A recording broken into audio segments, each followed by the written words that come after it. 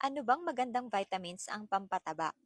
Kung gusto mong tumaba, narito ang ilan sa mga contents na kailangan mong hanapin sa mga vitamins upang makatulong sa pag-gain ng weight. Una dyan ang mga B vitamins katulad ng B1 at B12. Tumutulong ito upang makonvert yung kinain natin into energy.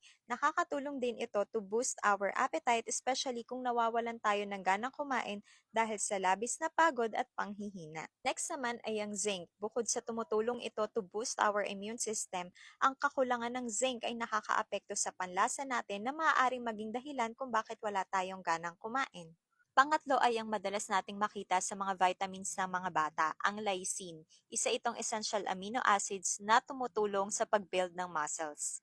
Pang-apat ay ang buclizine. Isa itong appetite stimulant na tumutulong upang magkaroon tayo ng ganang kumain. Tumutulong din ito upang mas lalong ma-absorb ng ating katawan ang ating mga kinakain. Pero guys, paalala lamang po na maraming pwedeng maging dahilan kung bakit hindi tayo nagigain ng weight. Yun lamang po, salamat!